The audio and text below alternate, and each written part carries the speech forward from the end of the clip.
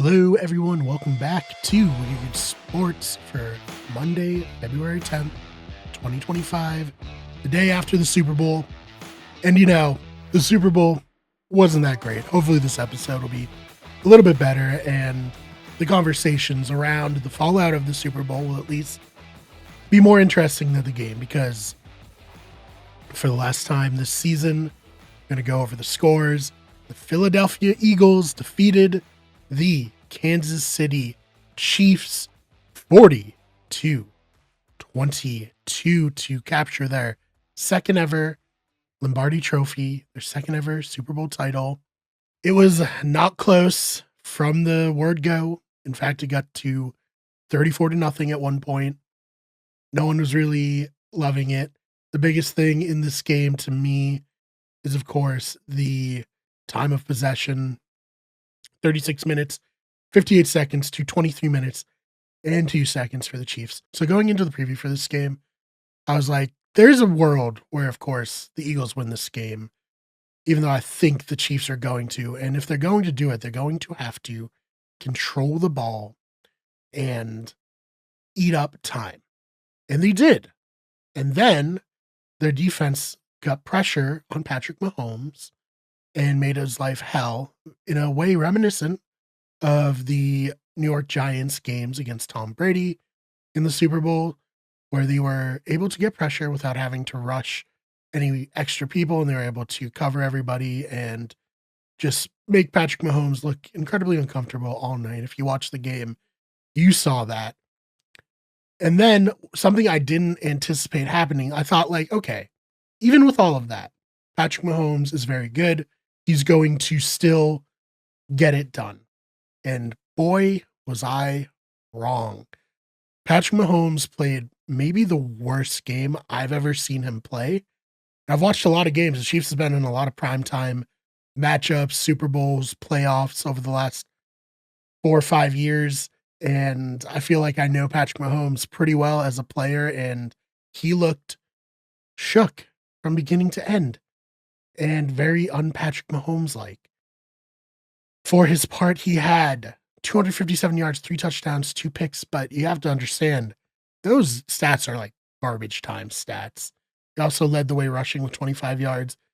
Xavier Worthy in garbage time, but a really good game, 8 receptions, 157 yards, 2 touchdowns. Travis Kelce, 4 receptions, 39 yards, and DeAndre Hopkins, 2 receptions, 18 yards, and 1 touchdown.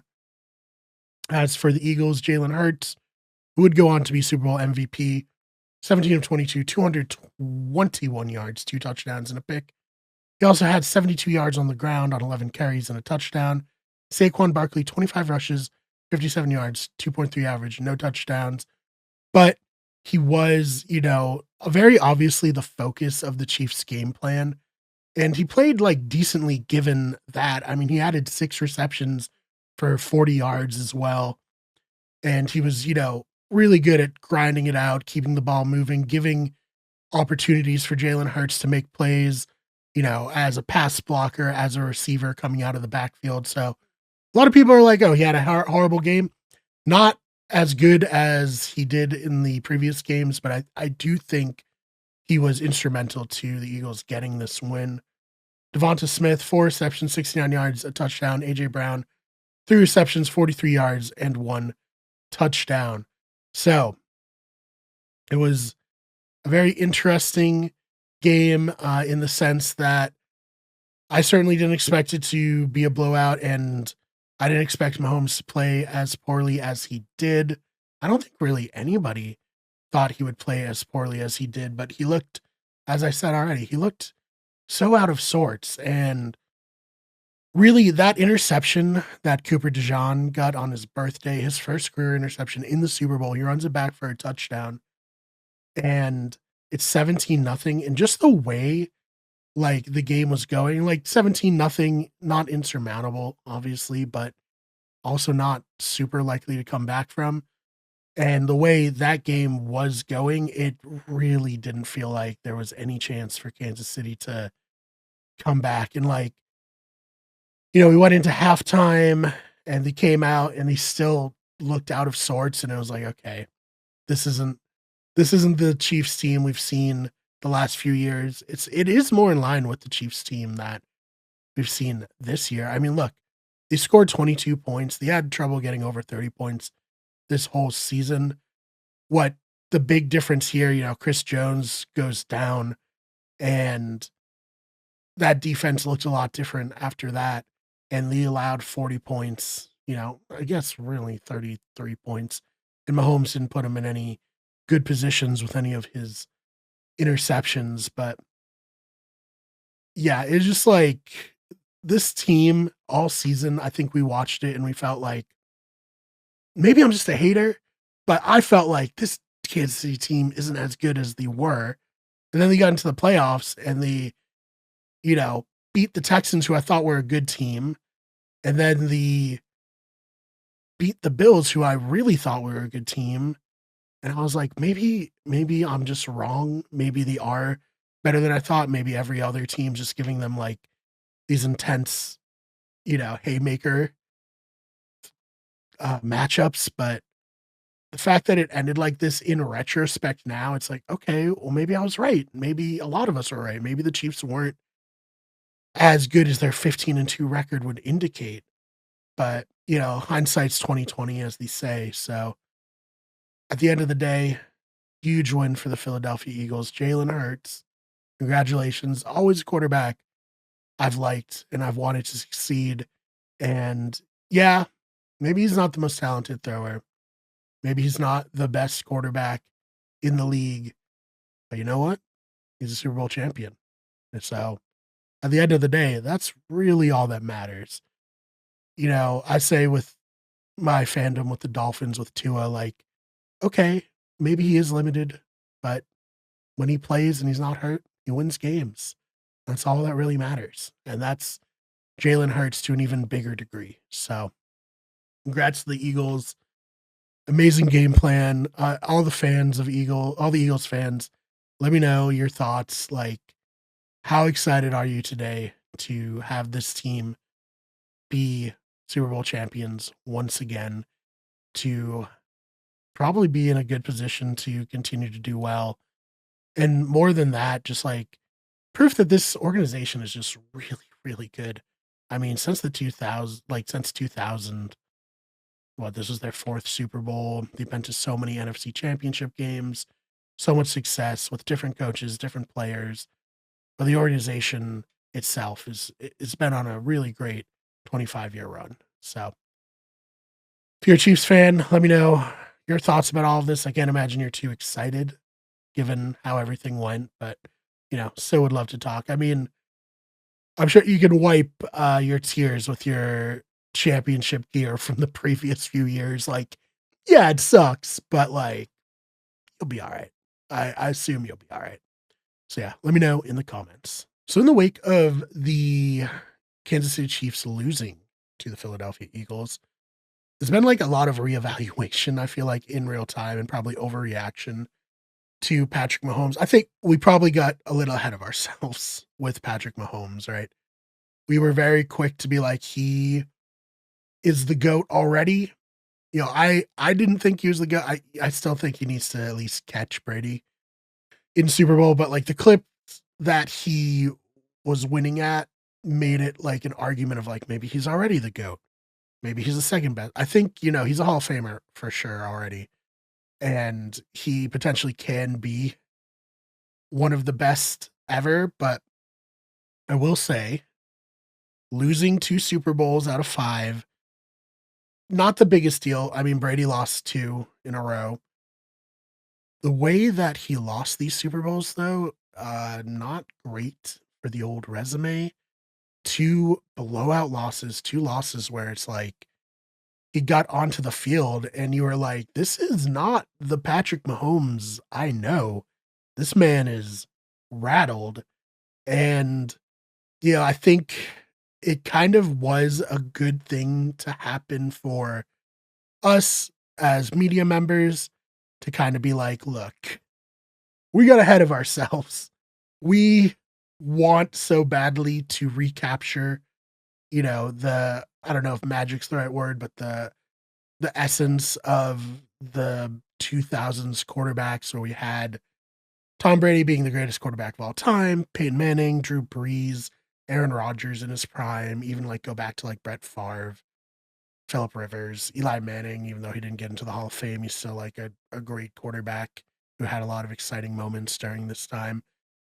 And we wanted to like believe like, oh, Patrick Mahomes is taking that torch and just like he is as good as to be considered a contemporary with him. And I do think like when it's all said and done, he will be. But I do think like it did kind of expose our willingness to be like, whatever is happening right now is the best thing that's ever happened, and nothing that's happened before could ever live up to it. It's the, you know, joke that people say about old players where it's like they were playing against plumbers, like the current athletes are way better. And yeah, maybe, but it's all relative to the era. But I do think that like it did slow the roll. And now like it's so funny how I think if there was a closer loss, it would be like, okay, they'll be back. But now like they got blown out. I'm a little bit even like, what's the future hold? How long is Andy Reid gonna coach for? And if Andy Reid leaves, is there gonna be somebody who can take over and continue the success that the Chiefs have had? Is Travis Kelce done? He looked done this year. Chris Jones, he got hurt again in the Super Bowl. What's his future hold? So now there's like all these questions, and it's like, on top of all that, because they got blown out so handily, it's like, is the AFC even that good? Could the Chiefs get back here and get blown out again? I don't know if that's the case, obviously, but it gives me a little pause. And I think, it hurts Patrick Mahomes' legacy in the moment, but I'm trying not to be a victim of the moment and I think a lot of people were a victim of the moment in terms of his success and being like, he's going to have 4 Super Bowls already, and he's going to have a three-peat. And is he the GOAT already? Is he the most dominant, player of all time? All of that. And I just don't think that, I think we just need to slow our roll and give people time for their like whole career to play out before we're trying to say like, oh, they're the greatest player of all time. Oh, this loss is so devastating that he can never come back from it, So those are my thoughts just like quickly on Patrick Mahomes and like, because I just feel like today there's going to be like a lot of people aggressively like reevaluating Patrick Mahomes' legacy in the other way, being like, oh, maybe he was overrated. And I think it's like, let's just chill because we fell into the trap of, crowding him super early. Let's give him time to play out his entire career. I think that's fair, right? Obviously a very disappointing loss for Patrick Mahomes, but what can you do there? So moving on to what does this win mean for the Eagles? This was like almost more interesting to me than what the loss meant for the Chiefs or what even a win would have meant for the Chiefs when I was covering it last week. So I think first and foremost, you can read my blog about the disappointment of Vic Fangio not working out for the Dolphins. He's going to go down as one of the better defensive coordinators of all time. He's going to go down as the man who figured out this high-powered era of offense, who slowed down Mahomes when he was the Broncos head coach, and now kind of like put a capstone on all of that by beating Mahomes in a very, very, dominant fashion in this Super Bowl. Then I think for Nick Sirianni, think this, people were like very quick to be like, oh, he's not that good. He's only as good as his coordinators. But like, yeah, I mean, a lot of coaches are only as good as their coordinators in the sense that like their job isn't to be as good as their coordinators at their coordinators' jobs. Their job is to get the best coordinators under them to do the best job for the team and to lead the team. And Nick Sirianni, he was the play caller for the Eagles. The collapse down the stretch last year, he gave it up. He brought in Kellen Moore. Kellen Moore had a lot of success in Dallas with Dak Prescott, made Dak Prescott basically an MVP candidate. Comes to Philadelphia, creates this offense around Saquon Barkley where he gets 2,000 yards, has these great regular season performances, 14-3 in the regular season.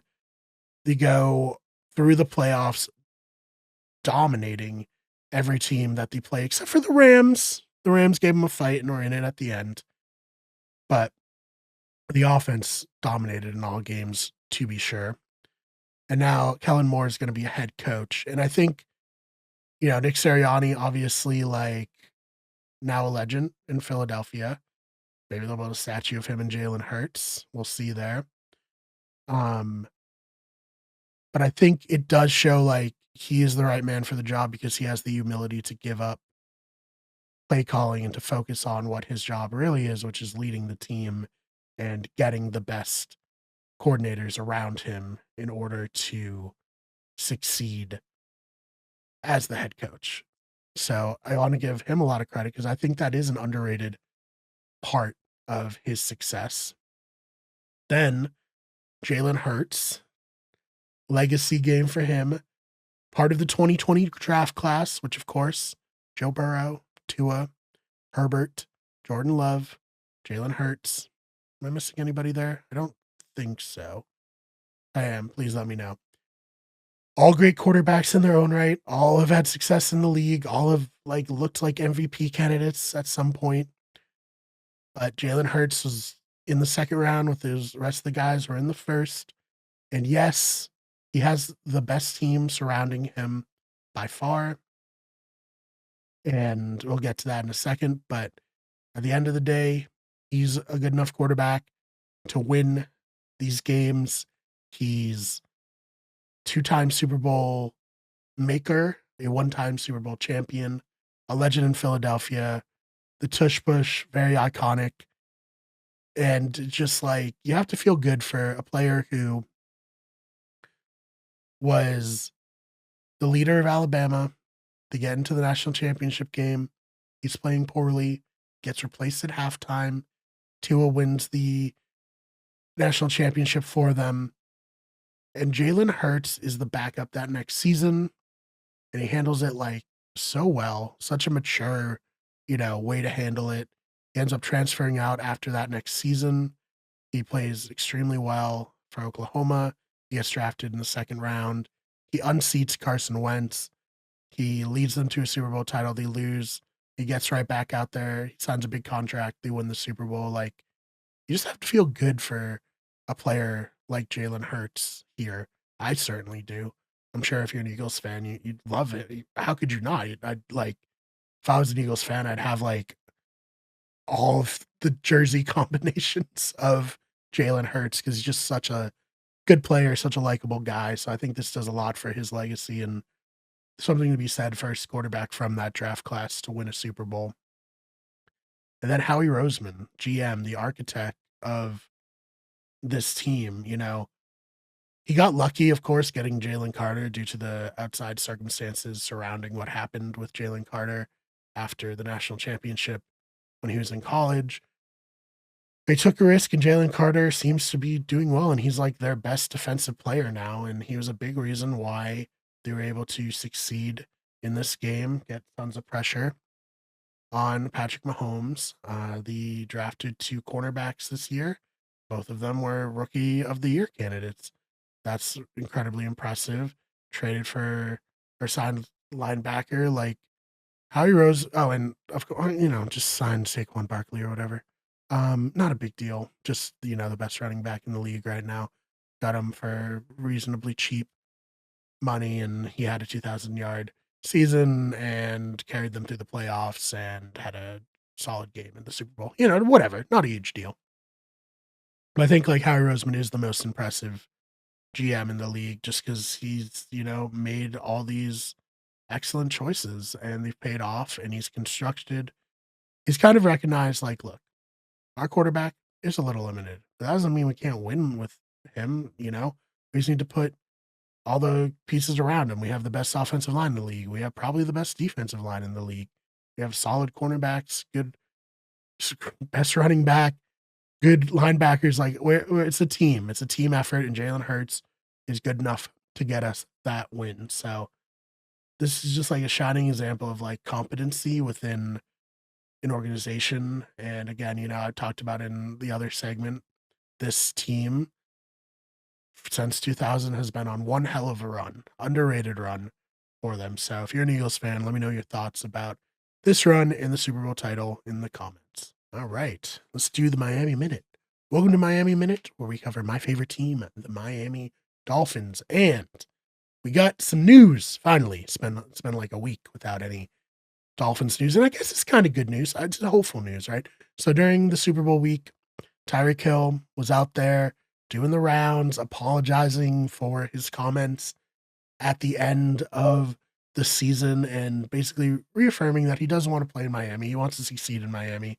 He wants, the team to play well, and he wants to be a part of that. And then Tom Pelissero of NFL Network reported that sources are insiders close to the team say that they are not going to be trading Tyreek Hill. So Tyreek Hill should be back. And I think like so long as Tyreek Hill is bought into this team, Tyreek Hill is going to be a good player and an important part to the success of the Dolphins. And yes, what he did, not great. I was not happy about it, to be sure, but I do think like he regrets it. He's been apologetic, and sometimes you make mistakes, and it would probably be foolhardy for the Dolphins to just trade him or get rid of him in some way. I really do think that Tyreek Hill like can be a very important part to the Dolphins' continuing success. And obviously, like him and Tua have really good chemistry when they're on the field together. He apparently had a wrist injury and he gutted it out this season, which I do give him a lot of credit for. And, I think obviously it's easy for us to judge him, but I do know like Omar Kelly like tweeted when it happened that Tyreek Hill really didn't want to talk to the media because he, probably was like, I want to say something stupid. And he said something stupid. And, he went away for a little while that was all happening. And he's apologized now. Looks like the Dolphins have moved on from it, probably had some conversations with him. And, I think that's good. He is the best offensive player on the team, even though he had a down year this year. And he is important to the continued success of the Dolphins if there would be any. And you know what? The Dolphins, if they're going to make the playoffs this year, and it really is a do or die year for the Dolphins front office and head coach, they're going to need Tyreek Hill. That's just point blank, just the truth. So personally, I am happy that they seem to have worked things out, and I'm hopeful for the future with Tyreek Hill, and I'm hopeful that, stuff like this won't happen again in the future. Obviously, we'll see. Like, who knows? Stuff starts bad next year. Maybe we're talking about him getting traded by the trade deadline. But as of right now, it seems that Tyreek Hill is staying with the Dolphins. If you're a Miami Dolphins fan, let me know your thoughts about that. Are you happy? Did you want him gone? I know there's a lot of mixed emotions. I even had them where like my first reaction was like, all right, man, if you don't want to be a part of the team, you don't have to be part of the team. But it seems like he does want to be part of the team now. And that's probably for the best. Cooler heads have prevailed a month later after everything. So, again, if you're a Dolphins fan, let me know your thoughts in the comments. So, right before the Super Bowl started, Jake Glazer of Fox Sports dropped a bomb. I don't know what like his, there's the Woj bomb. Is it a Glaze bomb? His name's already Glazer, so it's like it's a Glazer. I don't know, but this is from his Twitter account. Quote, "Big scoopage. Aaron Rodgers flew back to New Jersey last week to meet with the Jets about his future with the team, only to be told that the team was moving on from him. That means that he will be a June 1st designation that allows him to sign with any team in the league on March 12th, if he decides to continue to play. Given that Aaron made the effort to fly back to discuss his future, all signs point to him continuing to play. It just won't be for the Jets." So, huge news. Jets are moving on. Not that surprising, given everything that happened. Really a disaster. One of the worst, like, 2-year stretches in Jets history. And, I'm a Dolphins fan. I've watched a lot of the history of the Jets. There's been a lot of moments like this where it's like, this is not great for this team. If it weren't the Jets, I would be like, I feel really bad for them. But as a hater, first and foremost, I don't feel that bad for them. I do think it's good for them to move on from Aaron Rodgers. If I was being a full out hater, I'd be like, oh, they should do whatever they can to keep him. But I do think he's a talented player. His stats were very down last year. The Jets were just a mess last year, and he was definitely a part of that. I'm not being like, oh man, he was so good and the rest of the team was bad. No, Aaron Rodgers sucked as well, to be sure. But, it just was a bad situation top to bottom. The coach getting fired like immediately, or like after 3 games, that was so foolish. In my opinion, Aaron Rodgers is going to end his run with the Jets with 6 wins. There was a tweet going around. Maybe I just saw it because I'm from Massachusetts. I follow Boston sports guys for the other teams. And I saw it was literally like Cam Newton had 7 wins in his 1 season as a starter with the Patriots, and Aaron Rodgers had 6 in his 1 like real season. So probably not what people expected there. Um, Aaron Rodgers being a free agent is very interesting. Where could he end up? I mean, who are teams that need a quarterback, right? Giants, maybe? I know they have Daniel Jones, but are they committed to Daniel Jones? I don't know. Raiders, I could see that possibly happening with Tom Brady, being the competitive guy he is, wanting to win as soon as possible. Maybe that could work out depending on JJ McCarthy. I don't know. Do I want to say it? Maybe he goes to the Vikings. That'd be very funny. I don't know if that would happen though. And then other than that, I'm trying to think. Saints, maybe if he can take a pay cut, if he can have some money from the Jets being paid to him, and then he goes to the Saints, and with Kellen Moore, he probably does put up good numbers there. That could be interesting, a Saints signing. I think it'll be fun in a month when we're following like where's Aaron Rodgers gonna go, because so rarely do we have quarterback be just a straight up free agent like this. Um, you know, Peyton Manning was the first one that comes to mind where that was so exciting. That was the first time I've seen one of the best quarterbacks be a free agent. Where's he going? Oh, is he going to go to the Dolphins? No, that didn't work out, of course. He went to the Broncos and he won a Super Bowl and went to another one. Whatever. I'm not bitter. Surely not. Um, Tom Brady, same thing. Oh, is he going to go to the Dolphins? He's meeting with the owner on a boat. That's getting tampering charges and stuff. Not great either. I don't think Aaron Rodgers will go to the Dolphins, given they have Tua, but I mean, stranger things have happened, I guess. So it'll be very interesting to see where Aaron Rodgers ends up. And if you're a Jets fan, how do you feel about the whole Aaron Rodgers experiment? Has to just be unmitigated failure, right? And you have to, like, if I were you, I'd be like, yeah, it's over. Get out. This is terrible. Um, but yeah, let me know your thoughts about all of that, because what a strange situation, right? You come in, you think he's going to be the savior. He tears his Achilles, and he just runs roughshod over like everybody in the second season, which is like even worse vibes than him getting hurt. You probably would have preferred him getting hurt than the chaos he brought this season. So let me know your thoughts about all of that, and this is why, not just Jets fans, where do you think Aaron Rodgers will end up? Thank you so much for checking out this episode of Wicked Good Sports. If you liked it, please subscribe. We got episodes coming out like pretty much every day in clip form, and then like 2 or 3 times a week in this longer form. Very fun. Love doing it. Going to go into the off season, which, things are going to get interesting as combine happens. We got free agency, then training camp. It's all going to happen. But if you're into other sports too, we're covering the NBA, NHL. We're going to hopefully get some MLB coverage going this year as well, maybe even the WNBA. So please stay tuned for that. Other than that, main channel is, of course, Wicked Good Everything.